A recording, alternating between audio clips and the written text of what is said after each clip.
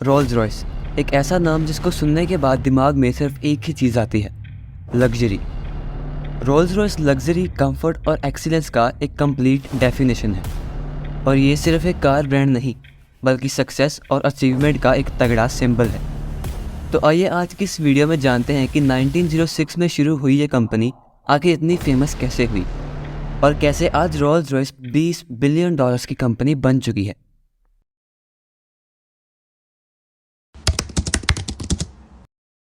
दोस्तों, ये है फ्रेडरिक हेनरी रॉयस। इनका जन्म ऑलवेल्टन, इंग्लैंड में हुआ 1863 में। हेनरी के मॉम डैड जेम्स और मैरी एक आटे की चक्की चलाते थे, लेकिन उनकी इनकम बहुत ही ज़्यादा कम थी, जिसकी वजह से रॉयस फैमिली ने अपना ज़्यादातर समय गरीबी में ही बिताया और 1867 में वो बैंकरप्ट हो गई। इसके बाद वो एक अच्छी ज़िंदगी जीने की उम्मीद में लंदन शिफ्ट हो गए और वहाँ 4 साल के हेनरी को एक बर्ड स्केरर की नौकरी करनी पड़ी। इस नौकरी में हेनरी का काम था खेतों में से पंछियों को उड़ाना, जिसके लिए उन्हें बहुत ही ज़्यादा कम सैलरी मिलती थी। और 1872 में उनके सामने एक और बड़ी मुसीबत आ गई। हेनरी के डैड जेम्स उन्हें हमेशा के लिए छोड़कर चले गए।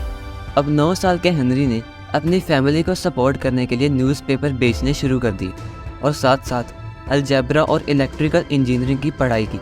और थोड़े समय बाद वो लंदन से लीड्स चले गए, एक टूल मेकिंग कंपनी में नौकरी करने के लिए। दोस्तों, लीड्स में कुछ देर नौकरी करने के बाद वो लिवरपूल में चले गए, एक लाइट एंड पावर कंपनी में जॉब करने के लिए। दोस्तों, हेनरी रॉयस का सपना था कि वो एक फुल टाइम इंजीनियरिंग की जॉब करे। तो 22 साल की उम्र में हेनरी रॉयस ने अपने एक दोस्त अर्नेस्ट क्लेयरमोंट के साथ मिलकर अपनी एक कंपनी स्टार्ट की। उस कंपनी का नाम उन्होंने FH रॉयस एंड कंपनी रखा। उनकी कंपनी डोर बेल्स और इलेक्ट्रिकल मोटर्स जैसी चीज़ें बनाती थी और 1894 में उन्होंने इलेक्ट्रिक क्रेन्स बनानी भी शुरू कर दी। लेकिन दोस्तों, हेनरी रॉयस किसी और ही चीज़ में इंटरेस्टेड थे और वो चीज़ थी मोटर कार। लेकिन दोस्तों, हमें ब्रांड के नाम से पता चलता है कि इसमें हेनरी रॉयस के अलावा एक और व्यक्ति शामिल है और वो व्यक्ति थे चार्ल्स स्टीवर्ट रोल्स।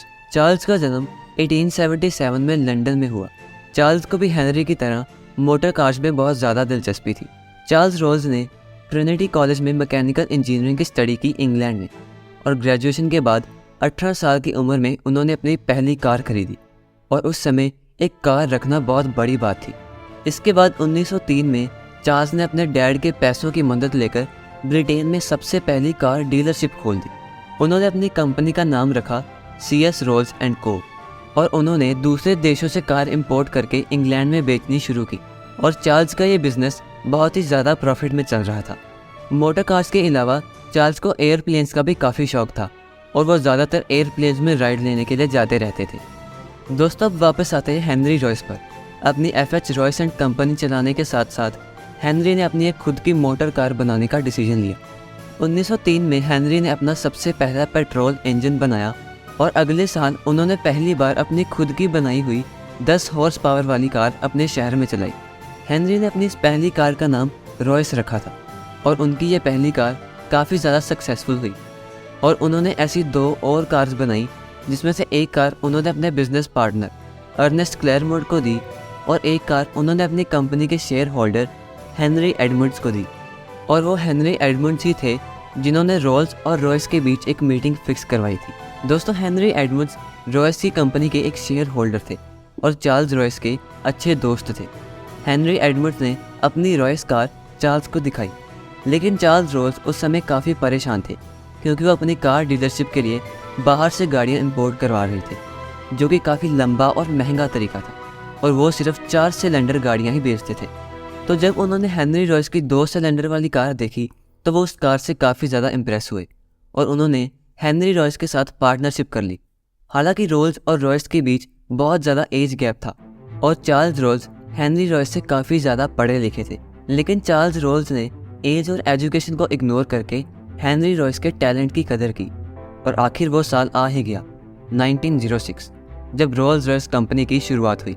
और कंपनी की शुरुआत के थोड़े ही समय बाद रोल्स रॉयस ने एक 6 सिलेंडर कार को लॉन्च किया और वो कार थी द सिल्वर गोस्ट, जिसको बाद में वर्ल्ड्स बेस्ट कार अनाउंस कर दिया गया। दोस्तों, सिल्वर गोस्ट की अमेजिंग सक्सेस के बाद चार्ल्स ने हेनरी को एरोप्लेन के इंजन्स बनाने के लिए कहा लेकिन हेनरी ने इस आइडिया को रिफ्यूज़ कर दिया।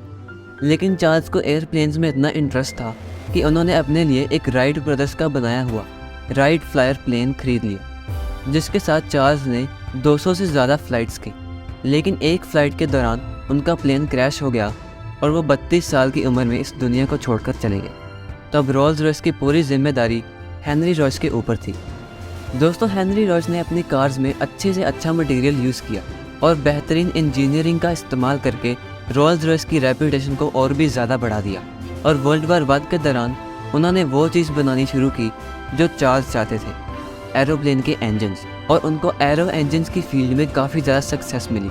लेकिन अनफॉर्चुनेटली 1933 में डाइजेस्टिव प्रॉब्लम्स के कारण हेनरी रॉयस की डेथ हो गई जब वो 70 साल के थे। लेकिन हेनरी ने अपनी आखिरी दम तक पूरा हार्डवर्क किया और हेनरी रॉयस के बनाए हुए प्लेयर्स के बदौलत ही वर्ल्ड वार 2 में अलाइस को जीत मिली थी। दोस्तों, शुरू से ही रोल्स रॉयस का इंजीनियरिंग में काफ़ी बोलबाला रहा है और आज रोल्स रॉयस के पास 130 कार डीलरशिप्स हैं जो कि 40 देशों में फैली हुई हैं। आज के दिन रोल्स रॉयस BMW के पास है और आज भी रोल्स रॉयस दुनिया की सबसे प्रीमियम और सबसे महंगी गाड़ियाँ बनाती है, जैसे कि रोल्स रॉयस फैंटम जो रोल्स रॉयस का सबसे प्रीमियम और बेस्ट सेलिंग मॉडल है, और रोल्स रॉयस कलिनन जो कि रोल्स रॉयस की पहली SUV कार है। पिछले ही साल रोल्स रॉयस ने दुनिया की सबसे महंगी प्रोडक्शन कार बनाई थी, रोल्स रॉयस बोट 10, जिसकी कीमत लगभग 200 करोड़ रुपए थी और इस कार के सिर्फ 2 से 3 मॉडल ही बनाए गए थे। तो दोस्तों, ये थी पूरी कहानी रोल्स रॉयस की। उम्मीद है कि आपको ये वीडियो अच्छी और इन्फॉर्मेटिव लगी। आपके लाइक्स और कमेंट्स के लिए बहुत बहुत धन्यवाद। मिलते हैं